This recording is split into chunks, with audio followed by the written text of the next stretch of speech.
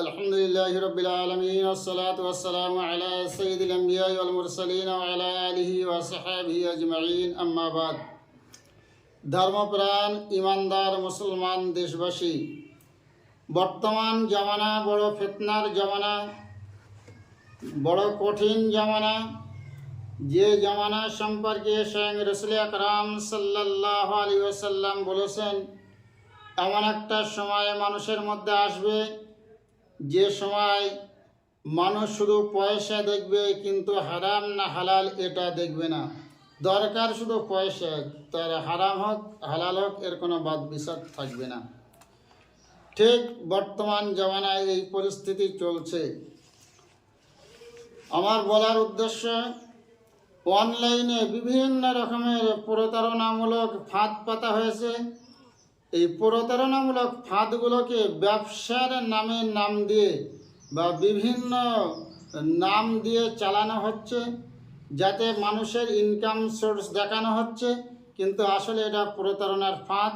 কিছু মানুষদের থেকে লাভবান হবে, কিন্তু বহু মানুষের মধ্যে ক্ষতিগ্রস্ত হবে। যারা লাভবান হবে তাদের লাভটাও অবৈধ। ঠিক এইরকম একটা ফাঁদ বর্তমানে চলছে এনএফটি। যেখানে অনলাইনে ওই ছবি কেনা বেচা হচ্ছে, অর্থাৎ এক জায়গায় কিনছে আর এক জায়গায় বিক্রি করছে। এরা কেবলমাত্র একটা ফাঁদ, এরা কোনো ব্যবসা নয়। আর এতে অনেক অনেক টাকা ইনভেস্ট করতে হচ্ছে। সে অনেক হোক কম হোক বেশি হোক যেটাই হোক, ইনভেস্ট যেমন করবে তেমন সে একটা মুনাফা পাচ্ছে। কিন্তু এইভাবে ইনভেস্ট করতে করতে যখন হাজার হাজার কোটি টাকা ওদের তহবিলে জমা পড়ে যাবে, তখন রাতারাতি ওরা গায়েব হয়ে যাবে, উধাও হয়ে যাবে। এই ব্যবসার আর কোনো অস্তিত্ব খুঁজে পাওয়া যাবে না, এদের কোনো ঠিকানাও পাওয়া যাবে না, কে করছিল তার কোনো নাম ধাম কিছুই পাওয়া যাবে না। এ সম্পূর্ণ ধোঁকা এবং সম্পূর্ণ প্রতারণামূলক একটা ফাঁদ। আর এখানে যে উপায়ে পয়সা উপার্জন করা হচ্ছে, টাকা ইনভেস্ট করার পরে আপনাকে যে টাকার লাভ দেওয়া হচ্ছে, আর একটা নামমাত্র ছবি কেনা বেচা কাজ আপনাকে দেওয়া হয়েছে, এর থেকে যে উপার্জন হচ্ছে আপনার, এই পয়সা সম্পূর্ণ হারাম। এতে একটি পয়সাও হালাল হওয়ার কোনো সম্ভাবনা নাই। একদম সন্দেহমুক্তভাবে এটা হারাম। খেয়াল রাখতে হবে যে ব্যবসা যখন হবে, আপনি যখন ব্যবসা করবেন তো আপনি ক্রেতা হবেন, বিক্রেতাও হবেন। সুতরাং ক্রেতার জন্যে মার্কেট থাকতে হবে মাল কেনার, বিক্রেতার জন্যে মার্কেট থাকতে হবে মাল বিক্রি করার, এবং ব্যবসাদারের জন্যে আড়ত থাকতে হবে, যে আড়ত থেকে তার মাল ডেলিভারি হবে। সুতরাং অনলাইনে যে আপনার কেনা বেচার সিস্টেমগুলো দেখানো হচ্ছে, ওগুলো সব জাল। অনলাইনে কোনো কেনার মার্কেট নেই এবং বিক্রি করারও মার্কেট নেই, এবং সেখানে ট্রান্সপোর্টও চলছে না। অর্থাৎ আপনি যে একটা মার্কেট থেকে মাল কিনলেন, আপনার সেই মালটা যে মার্কেট থেকে আপনি কিনছেন, সেই মার্কেটে আপনার হয়ে কে কিনছে সেখানে কেউ নেই।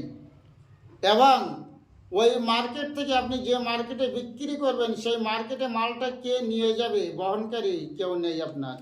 এবং আপনার পক্ষ থেকে সেখানে কে বিক্রি করবে কেউ নেই। অথচ সব দেখানো হচ্ছে যে এই দেখো 50 টাকা কেনা হয়েছে, আর এই মালটা অমুক জায়গায় 100 টাকা বিক্রি করা হয়েছে। এসব বেকার, এসব মৌখিক জমা খরচ, খাতা কলমে হিসাব দেখানো, এর কোনো বাস্তবতা নেই। বাস্তবে কেনারও মার্কেট নেই, বিক্রি করারও মার্কেট নেই, এবং সেখানে আপনার কেউ ব্যবসাও করছে না। ব্যবসা যেটা হবে, ব্যবসা শরিয়াত ব্যবসা কাকে বলে তার সংজ্ঞা দিয়েছে, মুবাদালাতুল মাল বিল মাল বিত তারাজি।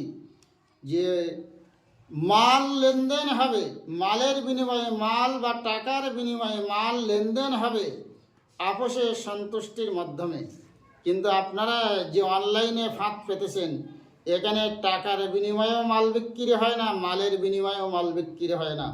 যদি মালের বিনিময়ে মাল বিক্রি হয় তো আপনার মাল আপনার কাছে ডেলিভারি হবে কি? টাকার বিনিময়ে মাল বিক্রি হলে মাল আপনাকে ডেলিভারি দিতে হবে, বা আপনি যদি কেনেন মাল ডেলিভারি আসবে আপনার কাছে।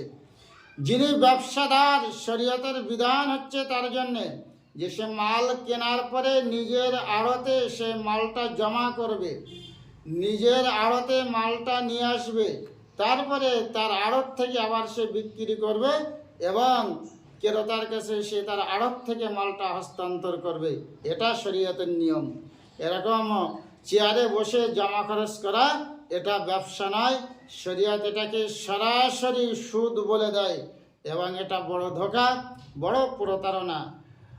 আশ্চর্যের ব্যাপার এটাই যে এখনো কি মুসলমানের চোখ খোলে না, যেখানে বড় বড় এরকম ধোঁকাবাজ ধড়িবাজ কোম্পানি খুলে হাজার হাজার কোটি টাকা হাতিয়ে নিয়ে তারা কোথায় গায়েব হয়ে গেছে, আবার একটা নতুন চেহারায় তারা ফিরে এসছে।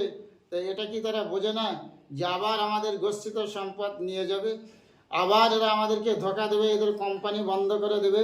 এটা আসলে ব্যবসা নয়, এটা আসলে ধোঁকা, সবাই জানে। তারপরেও এই যে প্রথম দিকে কিছু পয়সা উপার্জন হবে সেই আশায়, সেই লোভে মানুষের মধ্যে ঝাঁপিয়ে পড়ছে, আর হারাম হালাল কিছু বাদবিচার করছে না। আল্লাহর গজবের ভয় নেই ভাই, এতে আল্লাহর গজব নেমে আসবে, আল্লাহর লানাত নেমে আসবে, আল্লাহ পাকের রহমত থেকে বিতাড়িত হয়ে যাবে। এ সম্পদ হয়তো তুমি কোটি কোটি টাকা উপার্জন করতে পারবে, কিন্তু জেনে রেখে দেবে দিন শেষে একটা ফোঁড়া গেলার পয়সাও তোমার হয়নি। সব কোথা থেকে কোথায় বেরিয়ে যাবে, অবশেষে দুনিয়াও তোমার শেষ, আখেরাতও আল্লাহ না করে হয়তো শেষ হয়ে যাবে। সুতরাং সমস্ত ইমানদার মুসলমানদেরকে আবারও সাবধান করি, আবারও সতর্ক করাই। অনলাইনে এরকম বহু প্রতারণামূলক ফাঁদ পাতা হয়েছে। আমরা পরবর্তী ভিডিওতে ধীরে ধীরে পর্বে পর্বে আলোচনা করব ইনশাল্লাহ। কিন্তু আজকে বিশেষভাবে এনএফটি সম্পর্কে বলছি। এনএফটি ছাড়ুন, এনএফটি একটা ধোঁকা, এনএফটি একটা প্রতারণার ফাঁদ, এনএফটি একটা অবৈধ একটা ইনকাম সোর্স বা উপার্জনের একটা পন্থা। ও দুদিন পরে আপনাদের থেকে গায়েব হয়ে যাবে। এর পয়সা সম্পূর্ণ হারাম, একটি পয়সা এর জন্য বৈধ বা হালাল নয়। আল্লাহ পাক সকলকে হারাম থেকে বাঁচার তৌফিক নসিব করে দেন। আমিন। আখিরি দাওয়ানা আলহামদুলিল্লাহি রাব্বিল আলামিন।